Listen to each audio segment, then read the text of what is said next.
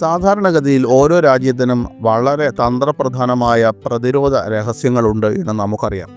അവ ഒരിക്കലും ആ രാജ്യത്തിൻ്റെ ഭരണാധികാരികളോ സൈന്യമോ സാധാരണക്കാരുമായി ഒരിക്കലും പങ്കുവെക്കാറില്ല. സാധാരണക്കാരുമായി മാത്രമല്ല, യാതൊരു വിധത്തിലുള്ള മാധ്യമങ്ങളുമായും അവർ അത് പങ്കുവെക്കാറില്ല. കാരണം അതൊരു രാജ്യത്തിൻ്റെ തന്ത്രപ്രധാനമായ രഹസ്യമാണ്. ഇന്ത്യയുടെ തന്ത്രപരമായ ആയുധങ്ങൾ സൂക്ഷിച്ചു വെക്കുന്നത് എവിടെയാണെന്നും മറ്റും സാധാരണ ഒരു മനുഷ്യനും അറിയില്ല എന്നത് സത്യമാണ്. അതൊക്കെ ഇന്ത്യയുടെ പ്രതിരോധ രഹസ്യങ്ങളാണ്. ഇങ്ങനെ ഓരോ രാജ്യത്തിനും പ്രതിരോധ രഹസ്യങ്ങളുണ്ട്. ഇപ്പോൾ ഓപ്പറേഷൻ സിന്ദൂറുമായി ബന്ധപ്പെട്ട് ഒരു പ്രധാന സംഗതിയാണ് ഓൺലൈൻ മീഡിയകളെല്ലാം തന്നെ ചർച്ച ചെയ്യുന്നത്. എന്താണ് ആ ദുരൂഹമായ കാര്യം? പാകിസ്ഥാൻ ആണവായുധങ്ങൾ സൂക്ഷിച്ചു വെക്കുന്ന കിരാന കുന്നുകളിൽ ഇന്ത്യൻ സൈന്യം ആക്രമണം നടത്തി എന്നാണ് ചില ഓൺലൈൻ മാധ്യമങ്ങൾ പ്രചരിപ്പിക്കുന്നത്. അത് മുഖ്യധാര മാധ്യമങ്ങളിലൊന്നും വന്നിട്ടില്ല. എന്നാൽ ചില മാധ്യമങ്ങളിൽ അതൊരു സംശയ രൂപേണ ഉന്നയിച്ചിട്ട് മാത്രമേ ഉള്ളൂ. യഥാർത്ഥത്തിൽ കിരാന കുന്നുകളിൽ ഇന്ത്യൻ സൈന്യം ആക്രമണം നടത്തിയോ? സൈന്യം അത് തീർച്ചയായും നിഷേധിക്കുന്നുണ്ട് എന്നത് സത്യമാണ്. അവരത് പരിഹാസപൂർവ്വം അതിന് മറുപടി പറഞ്ഞ് ഒഴിഞ്ഞു മാറുകയാണ്. അവർ പറയുന്നത്, കിരാന കുന്നുകളിൽ ആണവ ഇൻസ്റ്റലേഷനുകളിൽ ഉണ്ടെന്ന് നമ്മളോട് നിങ്ങൾ പറഞ്ഞതിന് നന്ദി. ഞങ്ങൾക്ക് അതിനെക്കുറിച്ച് അറിയില്ലായിരുന്നു. ഞങ്ങൾ അവിടെ ആക്രമണം നടത്തിയിട്ടില്ല. ശരിക്കും അവിടെ എന്തെങ്കിലും ഉണ്ടോ എന്നാണ് അവർ പരിഹാസപൂർവ്വം ചോദിക്കുന്നത്. ആ പരിഹാസത്തിനുള്ളിൽ ഒരു സത്യമുണ്ടോ, അല്ലെങ്കിൽ ആ പരിഹാസത്തിനുള്ളിൽ എന്തെങ്കിലും ഉണ്ടോ എന്നൊക്കെ നമുക്കറിയില്ല. അത് ശരിക്കും അറിയാവുന്നത് ഇന്ത്യൻ സൈന്യത്തിനും പാകിസ്ഥാൻ സൈന്യത്തിനും മാത്രമാണ്. പഹൽഗാമിൽ 26 സാധാരണക്കാരുടെ ജീവൻ അപഹരിച്ച ഭീകരാക്രമണത്തെ തുടർന്ന് പാകിസ്ഥാന്റെ പ്രധാന സൈനിക കേന്ദ്രങ്ങൾ ലക്ഷ്യമിട്ട് നടത്തിയ വ്യോമാക്രമണങ്ങളുടെ പരമ്പര വൻ വിജയമായിരുന്നു. ഒരുപക്ഷെ സമീപ വർഷങ്ങളിൽ ഏറ്റവും പ്രധാനപ്പെട്ട അതിർത്തി കടന്നുള്ള നടപടികളിൽ ഒന്നായി ഇതിനെ വിശേഷിപ്പിക്കാം. റഫീഖി, മുരീദ്, നൂർഖാൻ, റഹീം യാർ ഖാൻ, സുക്കൂർ, ചുനിയാൻ, പസ്രൂർ, സിയാൽകോട്ട് എന്നിവയുൾപ്പെടെ നിരവധി പാകിസ്ഥാൻ വ്യോമതാവളങ്ങളാണ് ഇന്ത്യ ആക്രമിച്ചത്.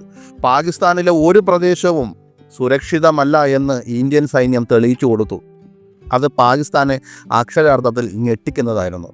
പാകിസ്ഥാൻ്റെ 11 എയർബേസുകൾ ഇന്ത്യ തകർത്തു എന്ന് പറയുമ്പോൾ അവർക്ക് ഇതിനപ്പുറം ഒരു തിരിച്ചടി ഇനി കിട്ടാനില്ല എന്നതാണ് സത്യം. എന്താണ് ഈ കിരാന കുന്ന്, അതുമായി ബന്ധപ്പെട്ട ദുരൂഹത?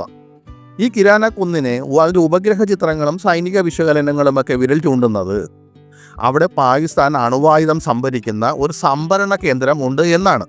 നിരവധി വാതിലുകളും കോൺക്രീറ്റുകളിട്ട് ബലപ്പെടുത്തിയ ടണലുകളുമൊക്കെ ഈ കുന്നിനുള്ളതായി ഉപഗ്രഹ ചിത്രങ്ങളിൽ ഉണ്ടെന്ന് പറയപ്പെടുന്നു. ഈ കുന്നിൻ്റെ തന്ത്രപരമായ പ്രാധാന്യം പലപ്പോഴും എടുത്തു പറയപ്പെട്ടിട്ടുള്ളതാണ്. ഈ കുന്നിൻ്റെ ഒരു ഭാഗത്ത് ഇന്ത്യയുടെ തിരിച്ചടിയിൽ മിസൈലുകൾ പതിച്ചിട്ടുണ്ട് എന്നാണ് ഓൺലൈൻ മാധ്യമങ്ങൾ പറയുന്നത്. സൈന്യം നിഷേധിക്കുന്ന കാലത്തോളം നമുക്കത് അങ്ങനെ സംഭവിച്ചിട്ടുണ്ടെന്ന് പറയാൻ പറ്റില്ല. എന്നാൽ ചില ഓൺലൈൻ മാധ്യമങ്ങൾ അങ്ങനെ പറയുന്നു. മാത്രമല്ല, ബങ്കറുകൾ വരെ തുളച്ചു പോകാൻ ശേഷിയുള്ള മിസൈലുകൾ ഇവിടെ പതിച്ചിട്ടുണ്ടെന്നും അവർ പറയുന്നു.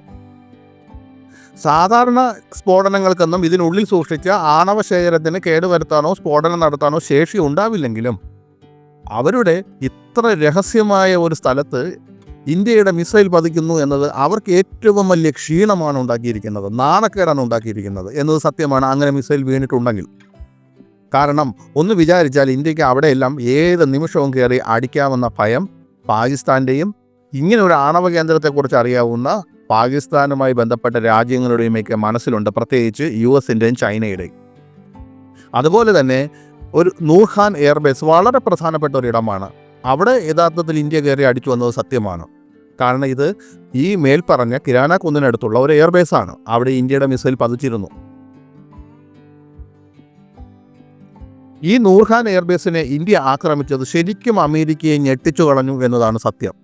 പാകിസ്ഥാൻ്റെ ആണവത്തെ നിയന്ത്രിക്കാനുള്ള സംവിധാനങ്ങളൊക്കെ ഇതിന് വളരെ തൊട്ടടുത്താണ്. മാത്രമല്ല, ഇതെല്ലാം തന്നെ പാകിസ്ഥാൻ തലസ്ഥാനമായ ഇസ്ലാമാബാദിന് തൊട്ടടുത്താണ്. ഇതോടെയാണ് പാകിസ്ഥാനും US-ഉം കൂടി ആലോചിച്ച് എത്രയും വേഗം വെടിനിർത്തൽ വേണമെന്നുള്ള ആശയത്തിലേക്ക് എത്തിയതെന്നും ഇന്ത്യയോട് വന്ന് വെടിനിർത്തൽ വേണമെന്ന് ആവശ്യപ്പെട്ടതെന്നുമൊക്കെയാണ് വിദഗ്ധരുടെ അഭിപ്രായം. യഥാർത്ഥത്തിൽ സൈന്യം ഈ ആണവ കേന്ദ്രത്തിൽ ആക്രമണം നടത്തിയോ എന്നത് രഹസ്യമാക്കി വെക്കുന്നിടത്തോളം നമുക്കത് അങ്ങനെ നടന്നിട്ടുണ്ട് എന്ന് ഉറപ്പായി പറയാൻ സാധിക്കില്ല. എന്നാൽ ഇത്തരം ആണവ കേന്ദ്രങ്ങളിൽ ആക്രമണം നടത്താൻ പാടില്ല എന്ന അന്താരാഷ്ട്ര നിയമങ്ങളുടെ പരിധിയിൽ നിന്നുകൊണ്ടാണ് സൈന്യം അങ്ങനെ സംസാരിച്ചോ എന്നും നമുക്കറിയില്ല. കാരണം അങ്ങനെ ആക്രമണം നടത്താൻ പാടില്ല എന്നതാണ് നിയമം. പാകിസ്ഥാനെ ഒന്ന് വിറപ്പിക്കാനും ഒന്ന് ഭയപ്പെടുത്താനും നിങ്ങൾ ഒളിപ്പിച്ചു വെച്ചിരിക്കുന്ന പല സ്ഥലങ്ങളും, നിങ്ങൾ ചിലതൊക്കെ ഒളിപ്പിച്ചു വെച്ചിരിക്കുന്ന സ്ഥലങ്ങളൊക്കെ നമുക്കറിയാം എന്ന് പാകിസ്ഥാനെ ബോധ്യപ്പെടുത്താൻ ചെറിയ ഒരു അടി അവിടെ കൊടുത്തിട്ടുണ്ടോ എന്ന് ചോദിച്ചാൽ അതും അറിയില്ല. കാരണം ഇന്ത്യൻ സൈന്യത്തിന് സാധിക്കാത്തതായി ഒന്നുമില്ല എന്ന് അഭിമാനത്തോടു കൂടി നമുക്ക് പറയാൻ കഴിയും. കാരണം ഇന്ത്യൻ സൈന്യം വളരെ പ്രൊഫഷണലായ ഒരു സൈന്യമാണ്. പാകിസ്ഥാൻ സൈന്യത്തെ പോലെ സൈനിക മേധാവിക്ക് വേണ്ടി ജീവൻ കളയുന്ന സൈനികരുള്ള രാജ്യമല്ല ഇന്ത്യ. ഇന്ത്യൻ സൈന്യം രാജ്യത്തിന് വേണ്ടി പോരാടുന്നവരാണ്.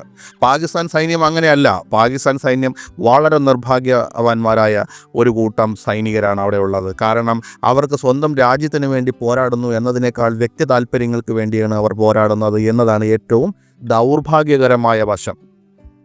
ഇന്ത്യൻ സൈന്യത്തിൻ്റെ പ്രൊഫഷണലിസം, ഇന്ത്യൻ സൈന്യത്തിൻ്റെ ആയുധങ്ങളുടെ ക്വാളിറ്റി, ഇതൊക്കെ കൊണ്ട് ഏതൊരു രാഷ്ട്രവുമായി യുദ്ധം വന്നാലും ഇന്ത്യൻ സൈന്യം പുറകോട്ട് പോയില്ല എന്ന് നമുക്ക് ഉറപ്പുണ്ട്. എന്തായാലും എല്ലാ യുദ്ധങ്ങളും അവസാനിക്കട്ടെ, എല്ലാം സമാധാനത്തിൽ പുലരട്ടെ. എന്നാൽ ഇങ്ങോട്ട് ആക്രമിക്കാൻ വന്നാൽ 10 മടങ്ങ് തിരിച്ചു കൊടുക്കാനും നമ്മൾ മടി കാണിക്കില്ല എന്നത് തന്നെയാണ് ഇന്ത്യൻ സൈന്യം പറയുന്നത്. ജയ് ഹിന്ദ്.